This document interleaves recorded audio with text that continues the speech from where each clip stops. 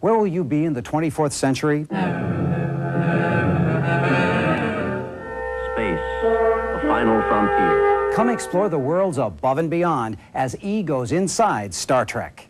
Fascinating.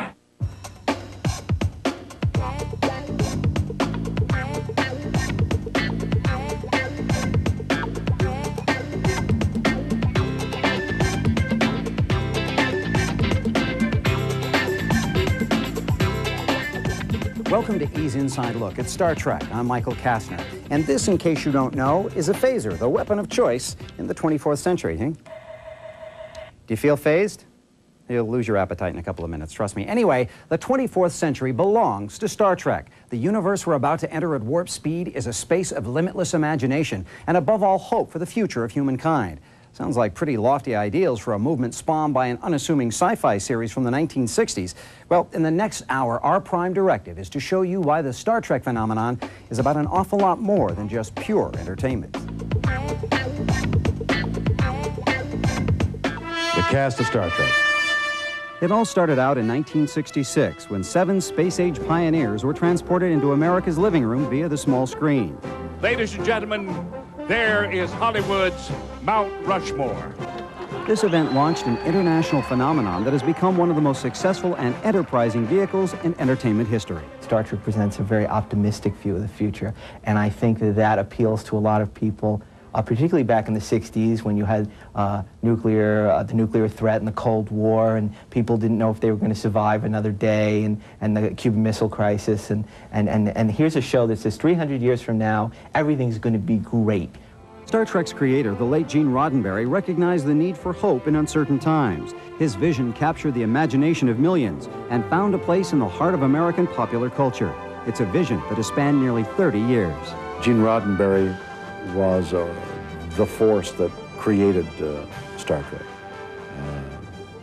His creative abilities and his desire for perfection all made Star Trek so much of what it is. As Gene Roddenberry said to me when I was auditioning for the show years ago, he said, "Jonathan, in the 24th century, there will be no hunger and there will be no greed." It was a wonderful image that has stuck with me ever since. During its 3 seasons, the original series never climbed above 50th place in the ratings. NBC tried to cancel it 3 times and finally did so in 1969. But something magical happened shortly after the series went into syndicated reruns. The fans united, and the Star Trek phenomenon was born. We are part of the culture, and that if you say something's logical, people have a sense of Star Trek about that. And if you do this, people understand it has something to do with Star Trek. If you talk about pointed ears, you're talking about something that has to do with a character that I played on Star Trek. If you see a bumper sticker that says, "Beam me up, Scotty," we know what we're talking about. It's part of the culture, it's part of the language. The 6 Star Trek films have grossed over $470 million in domestic release alone. There are countless books on the various Star Trek incarnations, and Trek merchandising has turned into a multi-million-dollar venture. It's really absolutely phenomenal. I heard the figure that Paramount made $1 billion on what they call the franchise of Star Trek. So to be a part of that is kind of incredible. There's no denying that Star Trek is successful, but what may remain a mystery is its longevity and generational appeal. People need something like Gene's vision, the prime directive, that philosophy. It's an extraordinary philosophy. It really, it's held up after how many years. People still can watch an episode and hear the philosophy of the tolerance and all of that and go, yeah, that's too bad we're not that way. Let's try to live up to that. Let's try to emulate the behavior of the Starfleet people. I think one of the primary secrets to the success of Star Trek is its ability to look at the condition of humanity and develop stories that tell us about ourselves and explore issues that we're interested in. Star Trek's continuing mission was furthered when Paramount gave the green light to a new series, Star Trek: The Next Generation, in 1987. The success of Captain Picard and his crew proved that Star Trek has gone beyond Kirk, Spock in the 23rd century. There's something about just the nature of the format that Gene created. He created something that can basically go forever and has I mean, since the point at which he first came up with the idea. It's just the single best format for a television show, I think, that anyone's ever thought of. Deep Space Nine, a third series launched in 1992, now takes audiences to the far reaches of the galaxy. Star Trek is a legend, and there's no doubt about that. And the different installments help further that legend. And I'm a very lucky boy to be part of it. In the next hour, we'll take you where no one has gone before. We're going behind the scenes of Star Trek: The Next Generation. Make it so. We'll visit the set of Star Trek Deep Space Nine. But know who comes in to save the day? Just wait and see. We'll watch the creation of new life forms. You'll meet the masterminds behind the special effects. Well, the actors like it. I think it's fun. And we'll clue you into the real secret behind Star Trek's success. And as an added bonus, I'll even take you along on the Star Trek experience of a lifetime. I'm not going alone. You're coming with me. Let's go. And we'll find out how this thing works later on in the show. But up next, E probes the alternate universe of Star Trek: The Next Generation. No, you don't. This weekend on E, our one-hour weekend edition, Talk Soup. This weekend on E, exciting and original one-hour shows, Inside Star Trek, Hot Women in Film. This weekend on E, the provocative half-hour interview hosted by Howard Stern with guest James Brown. All this weekend on E, Entertainment Television, the entertainment news and information authority. You're watching E, Entertainment Television. When we picked my bike, Mom asked a zillion questions. Boy, is she choosy. But I got a neat bike. Mom's like that with lots of stuff. That's how we got Jif. First she tasted her old kind. I was starving to death. Then she tasted Jif. She said, wow, Jif tastes more like fresh roasted peanuts. I couldn't wait another second. It was intense. Guess being choosy is way cool, even if it takes forever. For more fresh roasted peanut taste, choosy moms choose Jif. For double stains, big or small, Mama's all got small. Half the liquid than ever before, lifts stains like never before. New Double Power All. Double stain lifter, that's all. Baby Ruth looks funky, but Baby Ruth tastes fine. And if it didn't look so funky, it wouldn't taste so fine. Baby Ruth. If it didn't look so funky, it wouldn't taste so fine. Baby Ruth, Baby Ruth. No!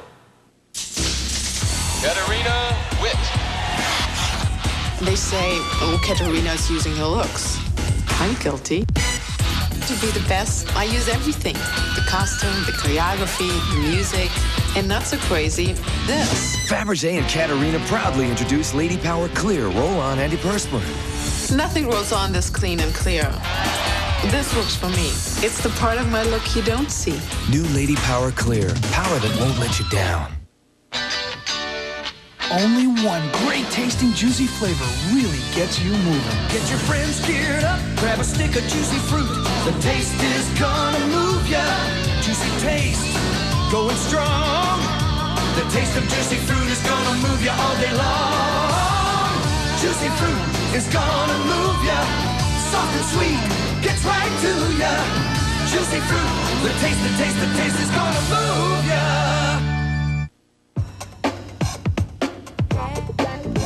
Hi, I'm Michael Kastner, and this is E's 60-minute look inside Star Trek. I suppose your first clue is this really cool-looking little emblem. It's the new uniform. What do you think? We're trying them out here. The original Star Trek series left the air in 1969. In the 80s, the first 4 of 6 Star Trek feature films grossed more than $345 million, and that was just in the U.S. But even that wasn't enough to guarantee the saga another shot at television. It wasn't until 1987 that Star Trek: The Next Generation had its debut.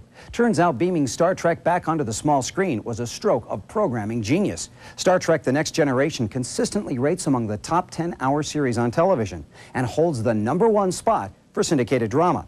So sit tight. We're going to transport you to where it all happens, the bridge of the Starship Enterprise.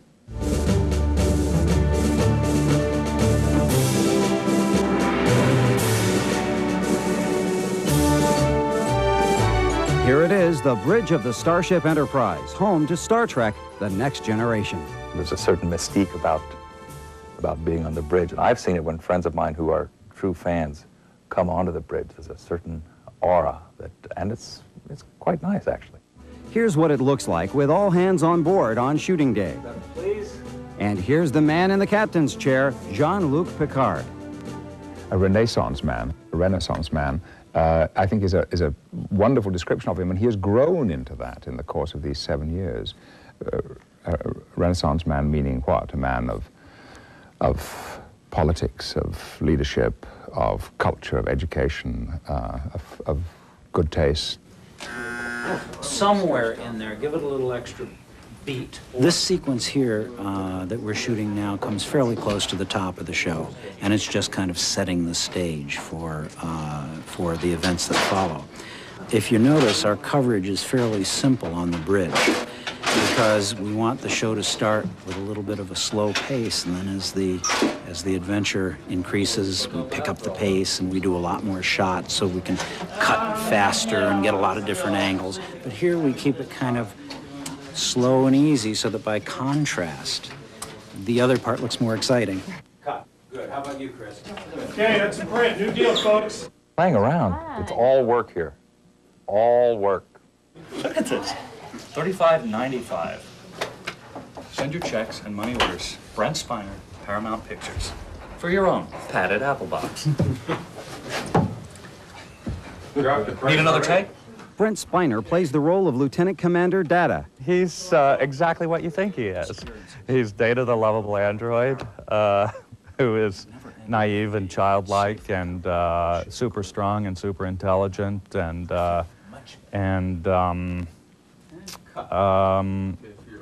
just a genuinely nice character to play. What was that line about this? About what? Rise. That makes me feel much better. The episode shooting today revolves around LeVar Burton's character, Lieutenant Geordi LaForge. Burton has directed some shows, so he pays close attention to every detail of his performance. I just wanted to fix something in one of the speeches there about her being a starship captain. Okay. What do you feel? All right. Choose up. Let's shoot. I had a bottle. We're going again. Okay, settle, please. And action. Am I crazy to think she's still alive? This is the first time in the over 6 years that we've been doing the show that we meet anyone from Geordi's past, and we finally meet his family, his mother and his father. There is a tragedy, there's an accident that happens, and one of my parents is believed dead. You guys weren't supposed to be here for that. You've blown my whole all of it here. No. I feel bad about myself. I think I'll be depressed for the rest of the day. You want on the line in the seated position, then rise? I've allowed you to take him up and then let him exit. To see the secret. But why shouldn't we grant them asylum? We can't do that. We've been concentrating on the guys, but women have made it into the 24th century too. They just haven't come as far as some might have hoped. There is still an element that the men are the stronger sex, and that's a shame. That's a shame. But then you also have to remember that although we're doing a show that's based in the 24th century, we're shooting it in the 20th century, and television is a mirror to society.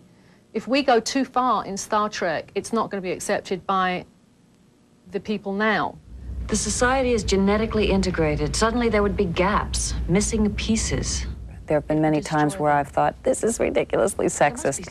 But then I also see what an impact it has in a very positive way already. And that what Gene Roddenberry and the producers and writers have put together are actually very admirable female characters. Will your nervous system be able to handle that much sensory input? The Next Generation has dealt with all kinds of social issues during its 6 seasons on the air. The producers' willingness to address them is in large part responsible for the show's popularity. I think there's a certain awareness of the need to address sexism and racism and equality. I think if we should be so lucky as to abide by the Prime Directive, it'd be a better place to live. I reviewed the vessel's mission plans.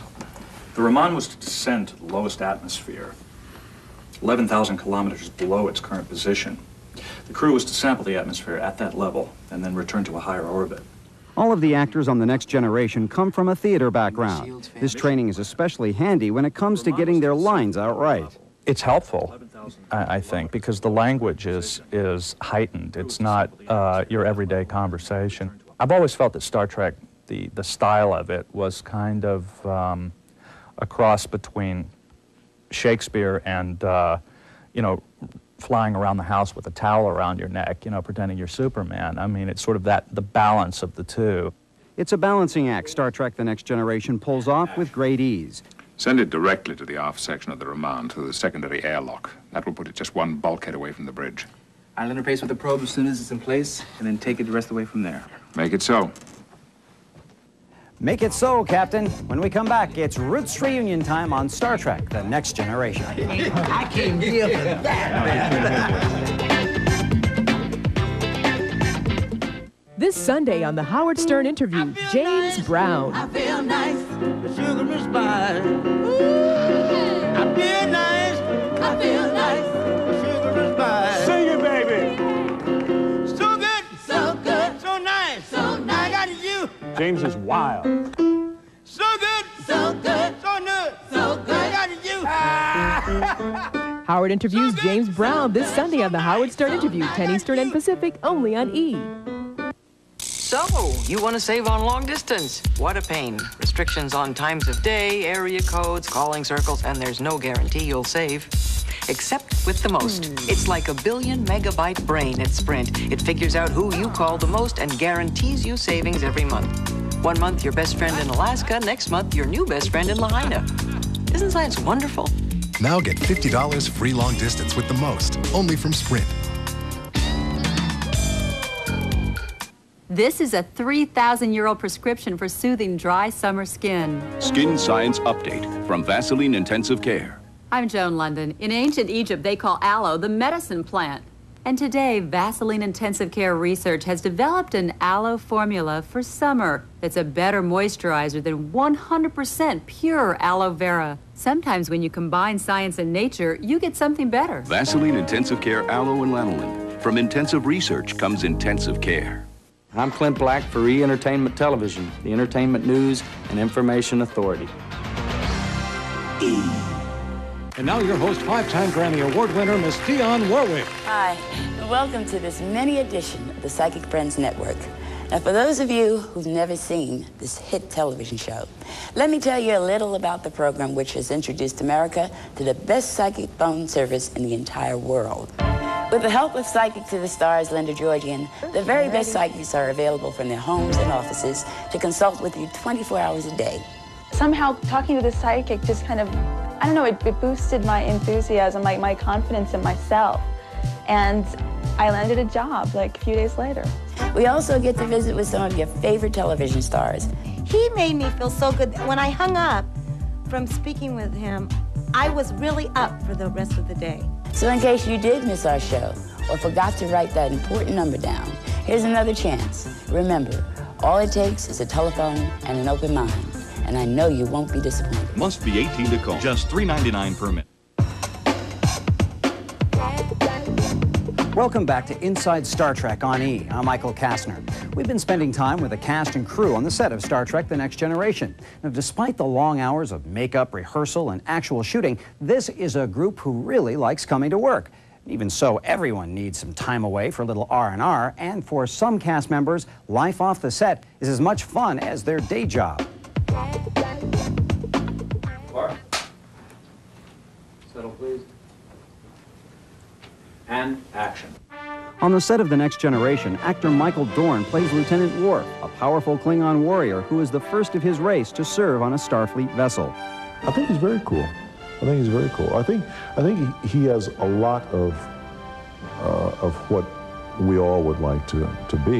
And I mean, he really is. His emotions are out there.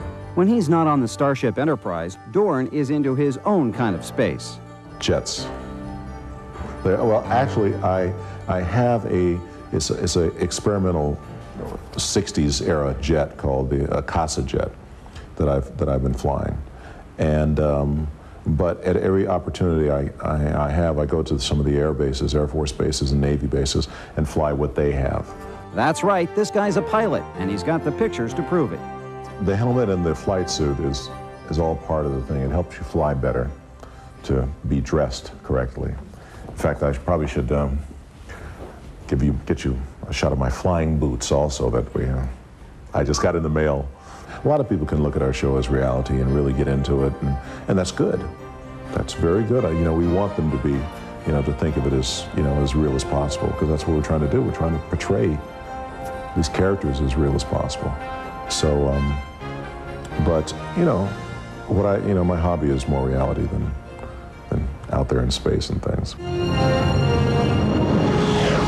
We'll leave Michael to enjoy his day off and head back to the set of Star Trek: The Next Generation, where actor Ben Vereen is living a dream come true.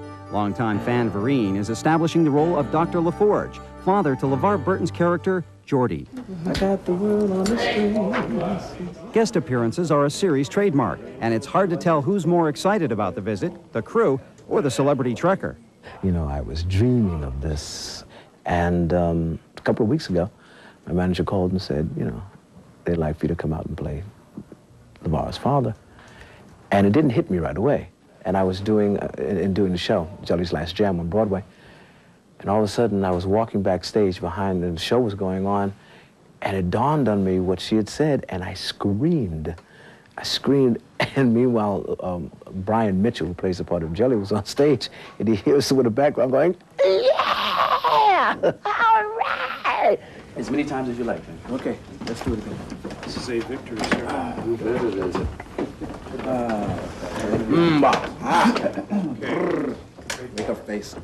Vereen's presence on the set is a real thrill for LeVar Burton. He idolized the versatile Vereen long before they met on the set of the acclaimed miniseries Roots. Ben is a major part of why I got into this business. I mean, when I was a junior in high school, I traveled across country from California to New York, and the main purpose of the trip for me was to see him at the Imperial Theater in Pippin, and I waited 2 hours at the backstage door for him to come down, and I got a picture, and I had him sign my program, and and then years later, when we both did Roots, I had an opportunity to show him that picture, and so it's our history has been an intense one, and we've never worked together before.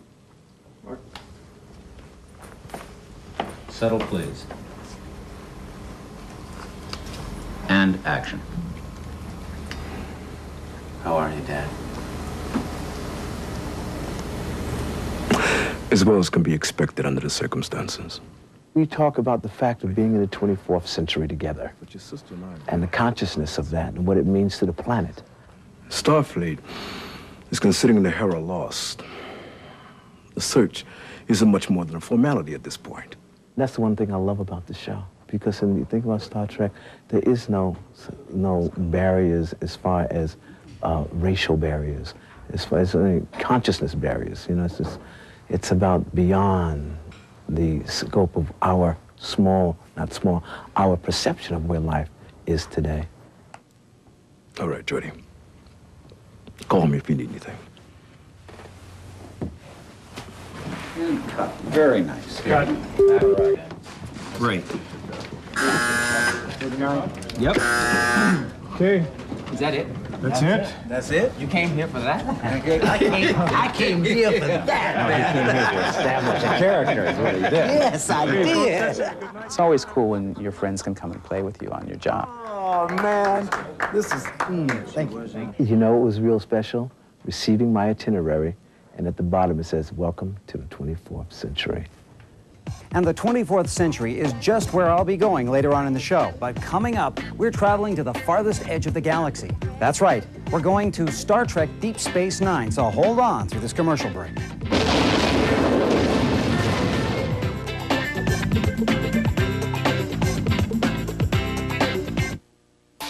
Do you know what's on E? No, you don't. It's a toast to the hottest women in film, and E is celebrating with a brain-scorching hour look at the smartest, sexiest, most powerful ladies in Hollywood. It's absolutely true. Hollywood women are bringing home the bacon and lots of it. Watch E's Hot Women in Film and find out who's scoring big in Tinseltown. Pretty fabulous, huh? Do you know what's on E? Now you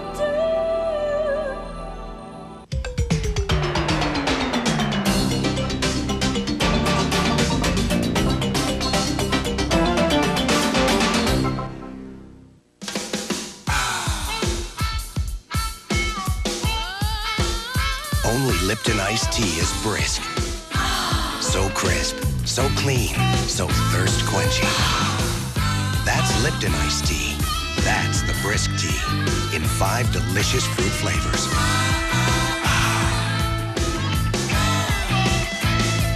Lipton tea. The brisk brings out the Dave Johnson, U.S. decathlete. The trick is knowing what to sweat and what to let go. That's what performance is all about. That's why I like this stuff. It's got performance written all over it. Shampoo and conditioner in one, Pert Plus. It always gives me exactly what I'm after. Hair that looks great without a lot of fuss. Pert Plus, also in dandruff control. You're not a plant, but you're going to bloom. And Secret can help with your life because it's pH balanced for your body's chemistry. So when you face one of these, you won't pull one of these. Strong enough for him, but pH balanced just for you. Baby Ruth looks funky, but Baby Ruth tastes fine. And if it didn't look so funky, it wouldn't taste so fine. Baby Ruth. If it didn't look so funky, it wouldn't taste so fine. Baby Ruth, Baby Ruth. No! No matter which kind of bandage you use, if you want those cuts to heal faster, use Neosporin every time you bandage. Testing shows Neosporin helps cuts heal faster, 4 days faster than a bandage alone, and it helps prevent infection. So whenever you use a bandage, use Neosporin. Together, they make it better, faster. And for fast healing plus pain relief, try Maximum Strength Neosporin Plus. Welcome back. I'm Michael Kastner, and this is E's 1-hour look inside Star Trek. The next stop in our continuing Star Trek saga is Deep Space Nine. Actually, DS9, as the series followers like to call it, isn't a Federation starship at all. It's an alien space station on the farthest edge of the galaxy. The show is action-oriented, but it still upholds Star Trek creator Gene Roddenberry's vision. You could say it's an adventure show with a conscience. In here is the Gamma Quadrant. Out here is, I don't know, solar system. The Gamma Quadrant is the portion of space where Deep Space Nine is located. Amazing that it can be found on a sound studio on the Paramount lot. And while the Enterprise and the Next Generation goes off in search of strange new worlds, aliens from all over the galaxy come to Deep Space Nine. We wanted to develop a show that had the vehicle for conflict in our writing. So what we decided to do was to come up with a situation where Federation personnel, Starfleet officers, were invited to come in to an area that they weren't particularly all that welcome in, and an area in which they weren't all that comfortable in. What the hell do you people intend to accomplish here? The sets that have been created for Deep Space Nine are very realistic and nearly functional. The main sets that are part of the show are where we're sitting in now. This is Ops, and that's short for operations. I'm actually sitting in Chief O'Brien's panel here, and if I were to press some of these buttons, some very wonderful things might happen. This guy here, he's not there now, but he pulls the doors open. But they work, you know. I think the sick part of it is you start to kind of, because these sets are so real, you kind of start to go, yeah, we are in a station. We are in space, isn't it cool? And we're all dressed in uniform all the time anyway, so it's playing pretend all day long. When I started this show, my son was 3.5 months old. And that's the first thing, he comes on the set all the time because that's when I get to see him. And the first thing he did was look at it and touch it, poke it, and then he laughed. And that was the last time he ever made mention of my nose. It was like, okay, that's what Mama wears when she's at work. Nana Visitor also has to wear alien garb. These are the Bajoran uniforms, which come in, you get lovely gray or you get a lovely rust. For some of the Deep Space Niners, these outer space outfits aren't all that foreign. You see, a couple of them wore these space fashions while on Star Trek: The Next Generation, and they seem to welcome the wardrobe change. These are great because if you gain a little weight, no one can tell. Well, it's looser. It's a lot looser. The top part of Next Generation space is really... They also seem to like the new, what we refer to as the utility uniform, which is the new one-piece jumpsuit, which is made out of a lightweight wool gabardine. Once the costumes are complete, the characters come out. I'm a major and I'm the first officer. And I'm also not Federation. So I'm not always politically correct. He's chief of security, yeah. And he's a shapeshifter. He is, comparatively, I suppose, of the captains, is very, very human. He shows, wears what he feels. Cisco to security. Go ahead. I need a couple of officers to go on a rescue mission to Bayshore. Report to runabout pad C. On our way. One of the most stimulating personalities on Deep Space Nine is Quark. He's the local club owner and loves to scam on women. I am sort of Sam Malone, and I have his good looks as well. I have my own establishment. I have a lot of lovely female types coming in and out of the bar all the time. I make a great deal of gold. Very well. Perhaps we could discuss these new rules over a drink. If you don't take that hand off my hip, you'll never be able to raise a glass with it again. Pig is the right word. My character's a pig. You forgot the thing. All right. You look so gross, those teeth. In this scene with Rick Colby, who's directing, wonderful director, I'm meeting a very lovely Boslick, which is a new race to our show, Boslick freighter captain. Now, Leslie, could you go for his earlobes? That's where you normally don't grab him, but just caress him as you come in. With my hands. Yes. Just because he's a chauvinist pig doesn't mean Quark isn't a sensitive 24th century kind of guy. Oh, very sensitive to my ears. Oh, yeah. Action, please.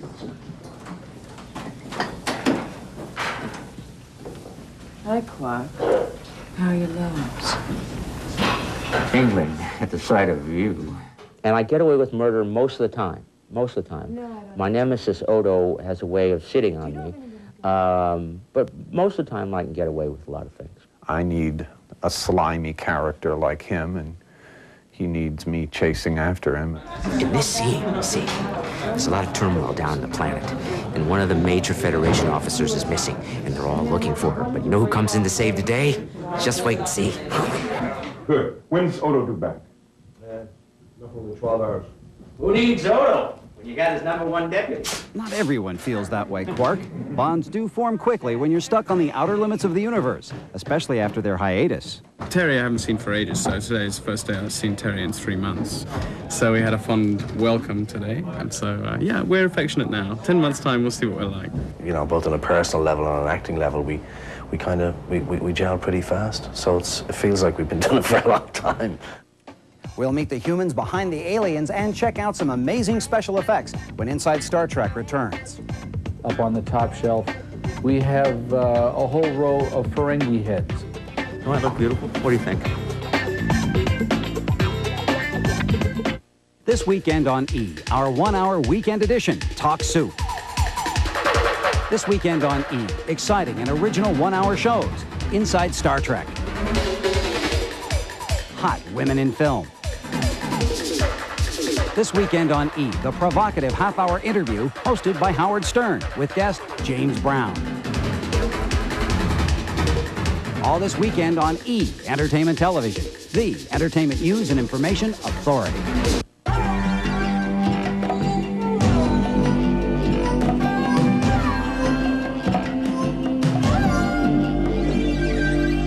Now there's a Liquid Lever 2000 for your germiest parts. Pokey parts and parts that explore. Playful parts and parts that do chores. Parts that you suck on or stick in your ear. Parts that hold on to the parts you hold dear. New Liquid Lever 2000. It not only kills germs, it helps keep germs from coming back. So it's as good for parts that go roaming as it is for parts that stay home. New Liquid Lever 2000, the antibacterial liquid that's better for your skin and all your 2000 parts. You ever notice you can't really smell your own breath? Hi, Tim. So you search for fresh, clean breath or face the consequences. Want fresh, clean breath? Be certain with Certs. How much pressure can you put on the tip of a nail before it breaks? It depends on how you care for it. Skin Science Update from Vaseline Intensive Care. I'm Joan London, and at Vaseline Intensive Care Research, they've developed a hand and nail formula containing keratin and liposomes. It softens skin and it makes nails 30% stronger.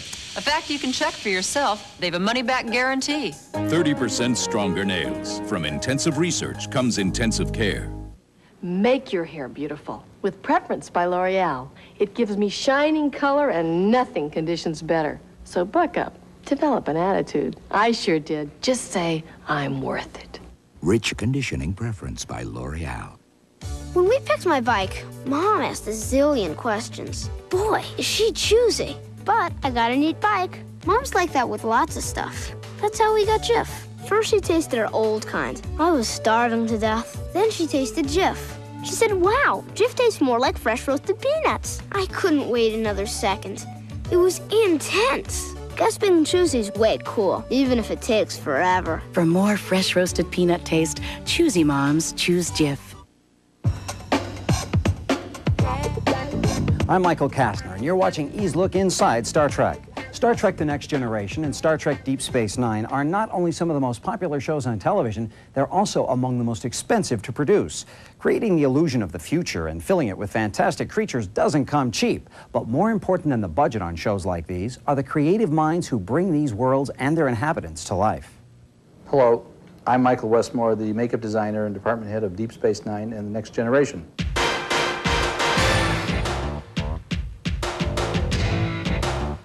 There's a difference in the type of work we're doing now as opposed to 25 years ago. And I would think one of the biggest differences is the materials we have now are far more advanced, far more developed, and we have more time, we have bigger budgets.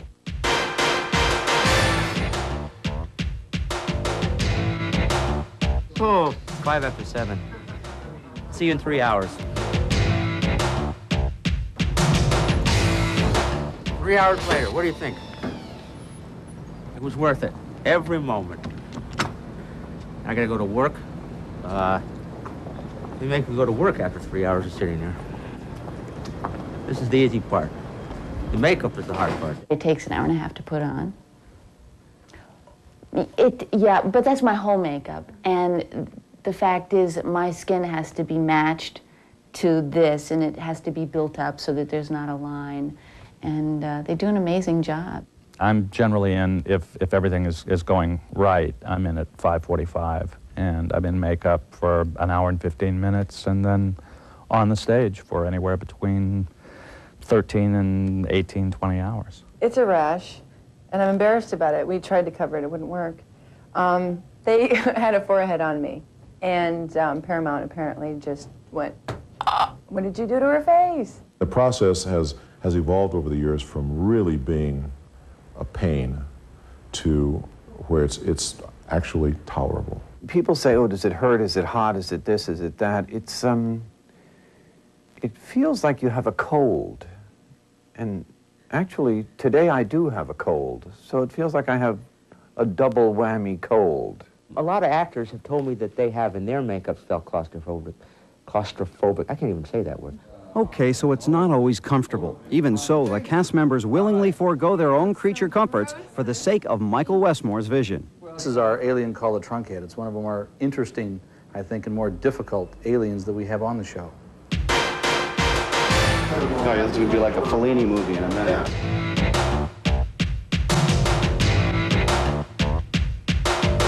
If you've ever done body work on cars, you know what Bondo is. For the skin game, this is facial Bondo. This is a very crucial step in the makeup where my back starts to go out. Once the Trunkhead's tedious and time-consuming makeup session is over, they're faced with an even bigger challenge.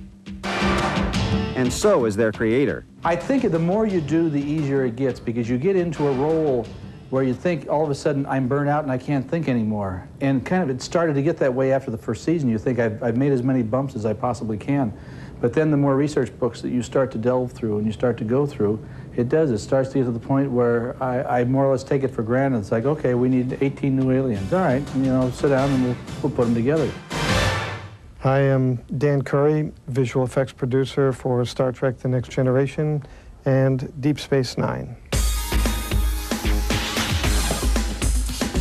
With the original Star Trek, the major differences at the time that was made, the digital technology that we have today, as you see around us, was not in existence.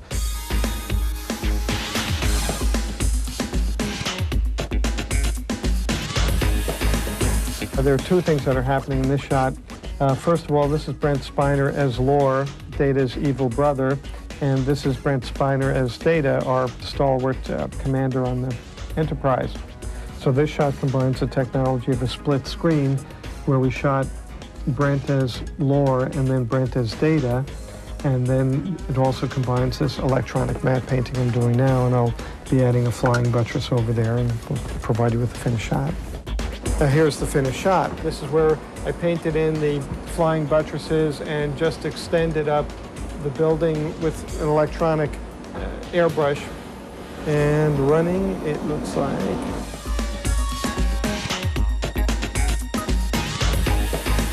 I think it's kind of nice that, at least for a little while, some of the kids who watch the show really kind of believe in it and think we're real and that we really are in space and I'm really a machine and not just a boring adult. Well, the actors like it. I think it's fun. They enjoy seeing the shots put together at the end. It's like if they're being shot against a blue void and they see the final shot, they kind of get a kick out of being in outer space.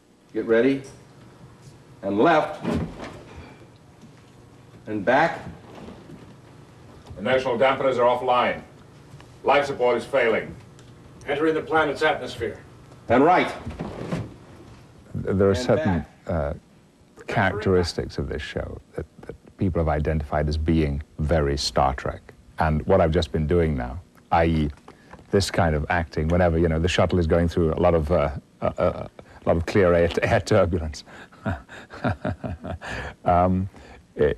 I always feel slightly embarrassed when, you know, there are visitors around, because it's one of those Star Trek cliches, you know, the bodies being thrown around inside the shuttle. Another important part of visual effects on our shows is morphing. I remember Odo morphs, right? Rene Aubergenois morphs into different things, and there was one show that he morphs into a rat. How the hell did they do that? We have Rene scanned into the computer with a laser scanner, so we have his body in the computer essentially as a puppet, and we can animate him and morph between him and his live-action self, taking him from a liquid state and making him ooze through grates and travel along the floor, and then morph back to his live-action self then.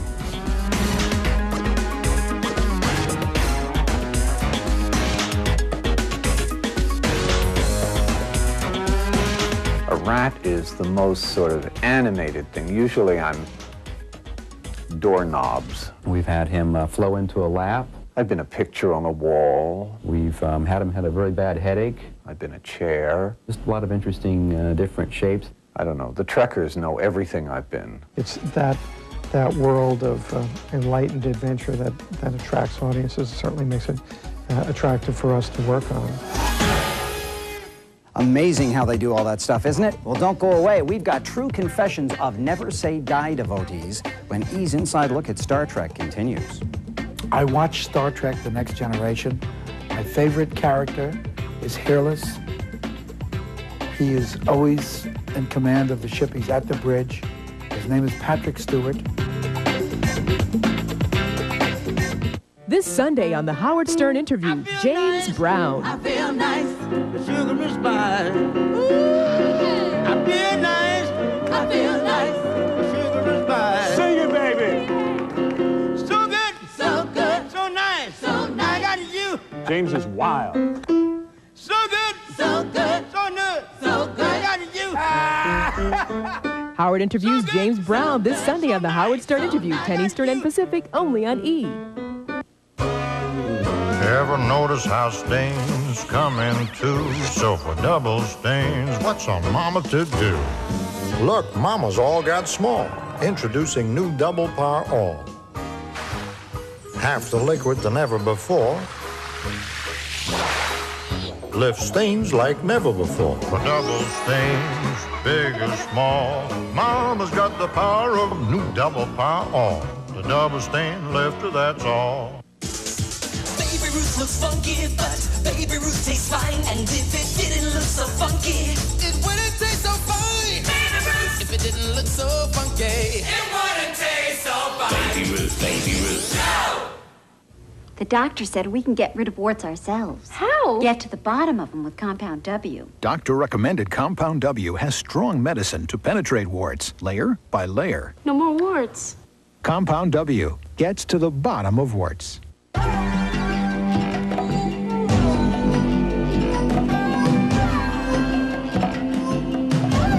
I took diet pills. I lost 34 pounds. 6 months later, the weight came back. That's when I decided to get off the diet roller coaster and get on a Nordic Track. In fact, Nordic Track is so easy to stick with that after 5 years, 7 out of 10 Nordic Track owners still use their Nordic Track skiers an average of 3 times a week. It's been more than 2 years. The weight's still off, and I'm still on my Nordic Track. You should give Nordic Track a try. Call now for a free video and brochure. Take weight off and keep it off. Nordic Track introduces the Weight Loss Satisfaction Guarantee. Research shows that Nordic Track's total body workout burns more calories than exercisers that only work your legs. Discover what numerous customers have found. With regular exercise on Nordic Track, you can take weight off and keep it off. And we're so confident you'll lose weight too, we guarantee it. We'll guarantee that you'll lose at least 10 pounds in 60 days or your money back. Call now for a free video and brochure. Ask about our 60-day weight loss satisfaction guarantee. I'm Michael Kastner, and you're watching E's one-hour show Inside Star Trek. We certainly can't let the hour go by without introducing you to some Trekkers. That's what die-hard devotees call themselves. Trekkers run the gamut from Academy Award-winning actress Whoopi Goldberg to the 12-year-old kid down the block. More than 20 million of them watch these shows every week, and lots of them attend Star Trek conventions. And over the years, we've attended a couple ourselves. I'm a Trekker. I am definitely a fan. I am a big Trekker. I'm a Star Trek person, you know. I guess I'm a Trekkie, I guess. I don't wear the uniforms and stuff. I must confess, no, I wasn't. I was never really, science fiction wasn't sort of my thing before this. Okay, so not everyone was born a Trekker, including some of Star Trek Deep Space Nine's current cast members. But once you start watching, it's hard not to be sucked into the Star Trek subculture. Fans who follow the series religiously take the Star Trek phenomenon very seriously. Star Trek is it's part of our whole culture now. It's part of American, almost history, you could say, because of the time length that it stretches out. It's a good philosophy of the future.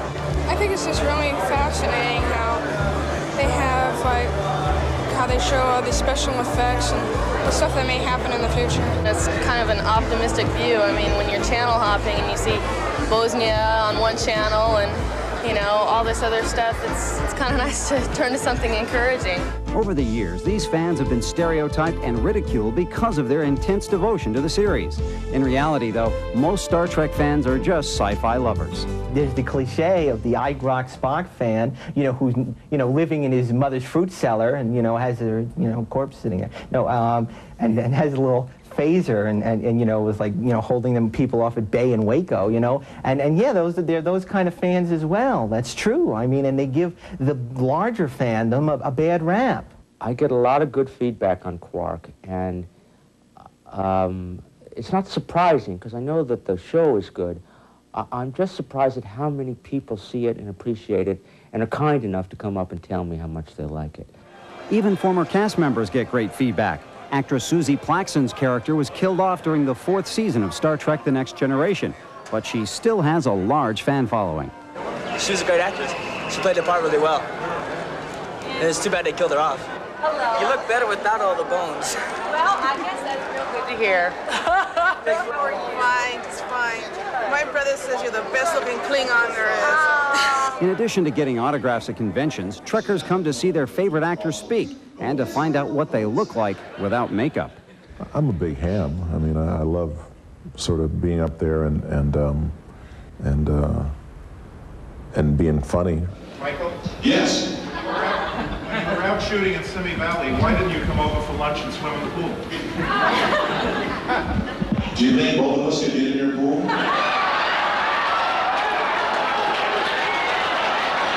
He's a little mean, I must admit. I mean, I was kind of surprised at myself for saying it, but I kind of went, after I said it, boy, this guy could kill me, and they wouldn't think anything about it, you know, but they love it. They kind of get off on it. They ask you things most of the times you can't do anything about. It's like, write to the producers. In a way, it's great because it's like with most TV shows, you don't get very much direct feedback from your audience, you know, but with this show you do. I mean, you can go and talk to these people and you're getting direct feedback about what you're doing, you know, from the public. I go to the supermarket and people go, they think I'm their dry cleaner or something. And they sort of know I'm somebody they know, but they don't know who I am. Original cast members often show up at conventions. They come to tell a few stories and share some old feelings with the audience. This is not a nice guy. This is not a nice guy. No, nothing stops Star Trek fans. And nothing stops these fans from getting into the Star Trek spirit when they're at a convention. It's one of my own creations. It is just your typical sort of alien female that Captain Kirk wanted to seduce. I bought the pattern here at a convention, and then I had a friend sewed it up for me. I like getting all the attention that I get.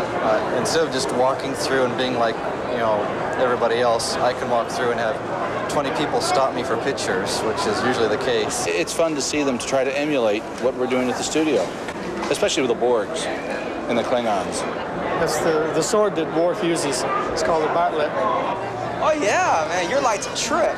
You should check you guys out. You guys are educational. It's not enough to attend the conventions and see their favorite characters. True devotees have an intense desire to take home a piece of the Star Trek magic.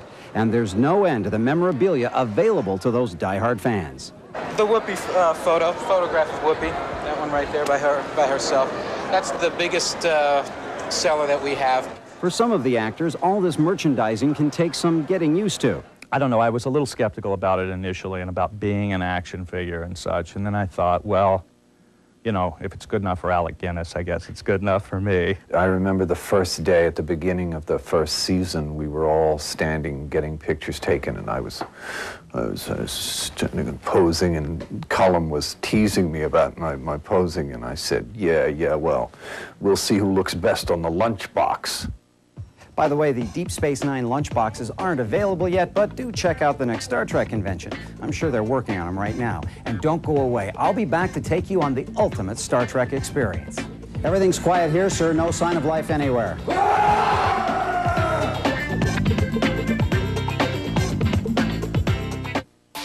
Do you know what's on E? No, you don't.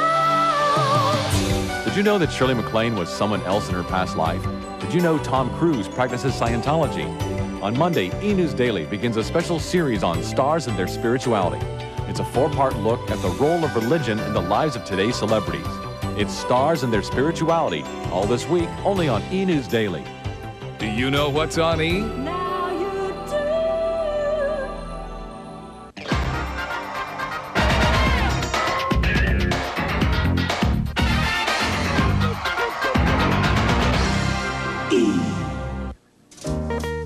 Notice you can't really smell your own breath?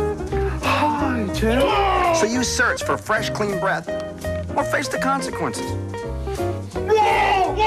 Want fresh, clean breath? Be certain with Certs.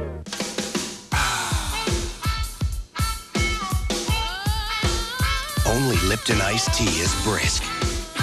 So crisp, so clean, so thirst quenching. That's Lipton iced tea. That's the brisk tea in 5 delicious fruit flavors. Lipton tea. The brisk brings out the ah. Now you can get Lipton iced tea mix with an easy open top. Make your hair beautiful with Preference by L'Oreal. It gives me shining color and nothing conditions better. So buck up, develop an attitude. I sure did. Just say, I'm worth it.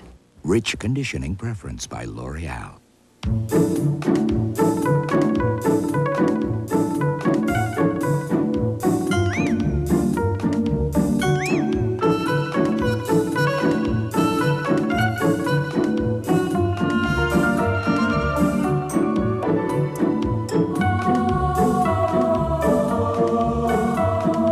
It's curtains for other bathroom sprays. Introducing new basin tub and tile spray from Spick and Span. Wrap yourself in freshness. Introducing Mountain Spring. Ultra Downy in a bold new scent as fresh as mountain air. Come on into freshness. Feel the softness on your skin. Ultra Downy Mountain Spring. Come on into Downy. Mr. Crunch. Mr. Munch. Watch how one of the tastiest snacks ever was born. Crunch and Munch. Let's try buttery toffee melted over popcorn. Let's add peanuts. Delicious. Let's call it Crunch and Munch. Crunch and Munch, the crunchy munchy discovery. Welcome back. I'm Michael Kastner, and this is E's 60-minute look inside Star Trek. Well, we've gone behind the scenes on both Star Trek series, hung out at conventions with some Trekkers, and we watched Odo morph into a rat. So you're probably thinking we've reached the limits of the Star Trek universe, right? Wrong. Space is limitless, and so are the opportunities for participating in the Star Trek experience. So come along with me to the Star Trek exhibit at Universal Studios Hollywood, where I'll face off with some of the fiercest looking aliens you've ever seen. Here we are at Universal Studios Hollywood, and folks, if you're like me, you like the real thing. And if you're looking for Klingons, Hollywood certainly has plenty of those. This is the place to find real Klingons. Let's check it out. Okay, now I need one more adult that wants to beam down. I think I want to beam down. Do I? You want to do it? Yeah, sure. Why not? Lucky you got the lead parts in the show. Oh, great. Okay. Is there like any weird headdresses or funny makeup or wigs I have to wear? No, you're going to be a good guy, so you do I'll be a not good have guy? to wear I don't have to. You get to be the Klingon up.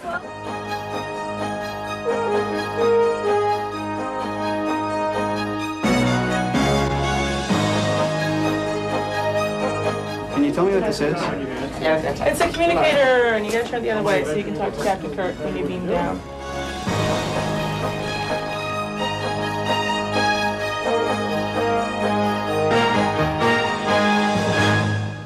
I'm gonna go fight some Klingons now. Come on. I'm not going alone. You're coming with me. Let's go. Come on. Coming into view right now, the planet Accolon 7, the home of our aliens whom we met earlier, also the destination of our landing party. Our final 5 scenes will take place right here. Michael, you've got a line of dialogue. When I point, you say that loud and clear. Don't forget to use your communicator. When I point, stand by. All right. Please roll the tape, Michael. 3, 2, ready, go. Everything's quiet here, sir. No sign of life anywhere. Give him a hand, everybody. Nicely done. Good job, Michael. Fascinating reaction. Well, you know, we just came in off the stage, taking off my jacket. The film is already starting, you know. We didn't even get a premiere, no interviews, no junket, anything. I kind of feel ripped off, but the film looks really cool. Check it out. Captain's log supplemental. In the midst of an attack by a Klingon vessel. A strange energy force has rendered both the Enterprise and the Klingon ship helpless. We have located the source of the energy field on the planet's surface, so I have dispatched a landing party to beam down to the planet and investigate.